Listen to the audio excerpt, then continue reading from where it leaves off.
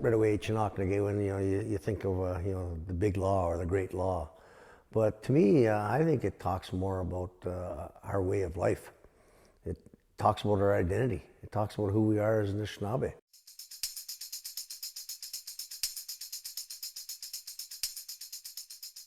The Anishinaabeg Nation is currently involved in self-government negotiations with Canada. These negotiations focus in two areas, in governance and in education. One of the requirements for a First Nation to sign the self-government agreement is that the First Nation has to have a constitution in place. The lawmaking process needs to be in place and needs to be ratified by the people. So the constitutional requirement exists, and it exists not because Canada says you need to have a constitution. It exists because the First Nations are taking steps towards being self-governing and making their own laws. It's really important for a community to have a constitution and settle that question on how we'll make laws before they become self-governing.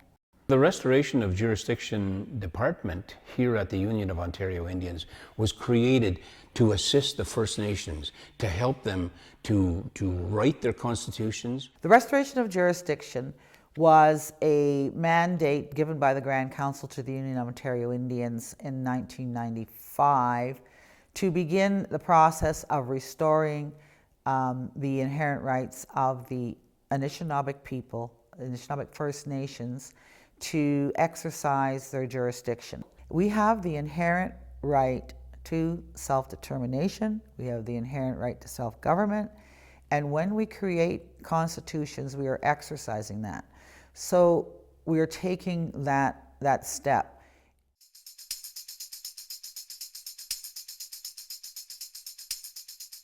The Constitution defines who we are as a people, what our territory is, what our language is, who our people are, and gives us the right to make our own laws. A constitution is a supreme law of a nation.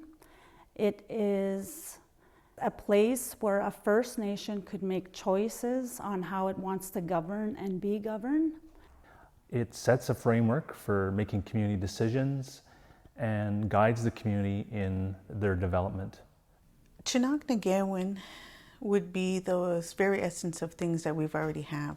We've attempted to put down principles of lawmaking and governance structures so that other governments would be able to recognize that we are indeed a people and that we have the inherent right to govern ourselves as a people. Because as Anishinaabe people, we haven't given up that right to any other people or any other nations in this world. It requires the community to define who they are, what their leadership will do, what jurisdiction they're going to exercise, how the citizens and government of the nation will work together. So it's a nation-building tool.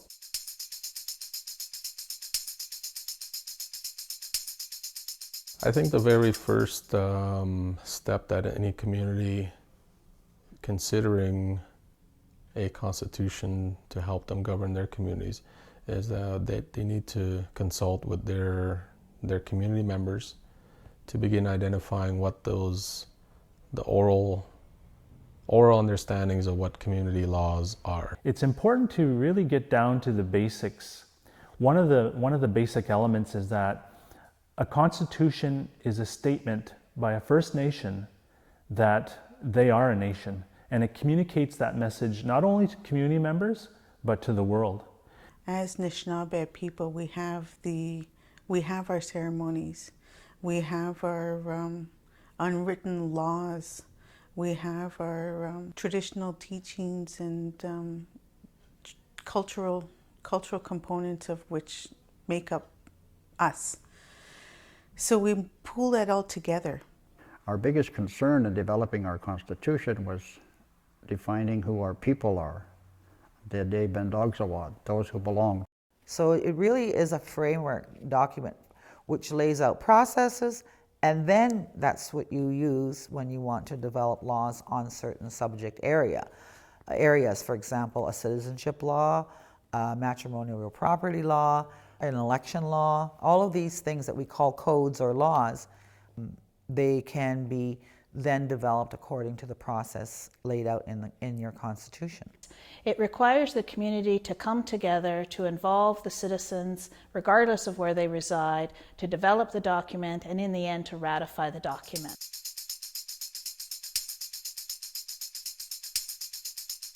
A constitution sets out the fundamental rules of a community. Now, up to this point, for the past 150 years, we've had the Indian Act as the fundamental rules for our community. The stated goal of the Indian Act has been assimilation of First Nation people into the Canadian society. That's quite different than First Nation constitutions. The primary goal of First Nation constitutions is B'mādzwin, a good life. Even though we've had those forms of traditional governance in the past, in today's day and age, it doesn't allow us that opportunity to take our ceremonies or take our drum or peace pipes into a Western court system and speak on our behalf and identify the decisions that we're making based on traditional and cultural aspects of our people. When it comes to our own laws and we want to enforce them and it has to go to court, one of the first things the judge will say is, what gives you the right to make laws? And we can say, well, the people gave us the right to make laws. We have our own constitution. And we need these written documents in this day and age. Communities may assert jurisdiction orally and say we have jurisdiction, but once you put it in writing and it gets the legitimacy, the vote of the people to say this is who we are and this is our jurisdiction, it's a very strong statement about who the nation is, and it tells everyone we are self-governing. And that's very important and that's critical for now and for the future, because the Constitution, Chinook-na-Gaywen, survives the leadership of the day. It's a document that will continue and remain in place for all time. And because of these inherent rights that we continue to possess as Anishinaabe peoples, we don't require recognition from Canada. They will, however, need to respect the will of our people, and especially upon successful ratification of our own constitutions in each of our communities, because it is my belief as an elected leader of Wikwemkoong that we don't necessarily need recognition from other governments to define ourselves as a people.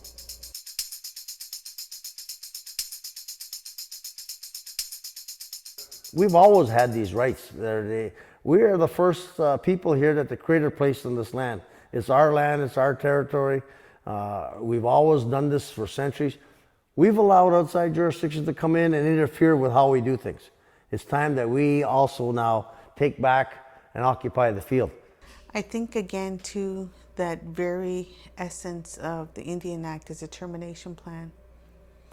And this taking back responsibility is the self-determination of which is inherent to us.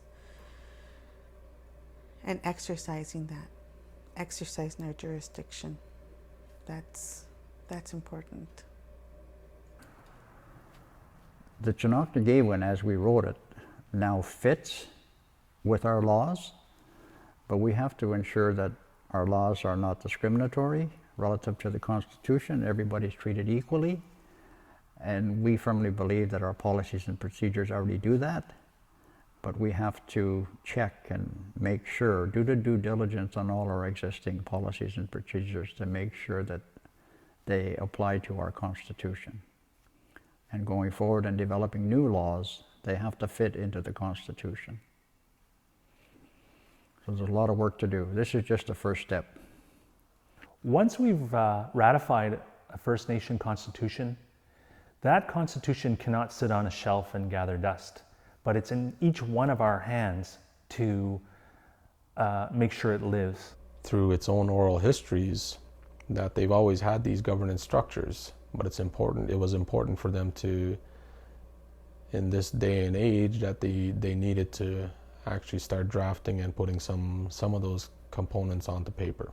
If you take the time to look at tradition, to understand what the elders have given to us and what they are teaching us, that it will help our community members understand that they have a responsibility to one another.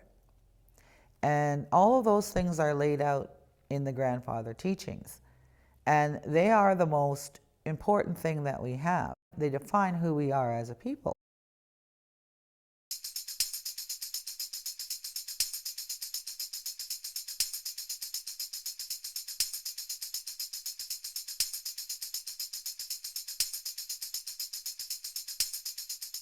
The Restoration of Jurisdiction Department has staff and lawyers to help the First Nations to formulate their constitutions and to help them to ratify their First Nation. And we could come to your community and do a presentation on constitution development, either to the community members or to council.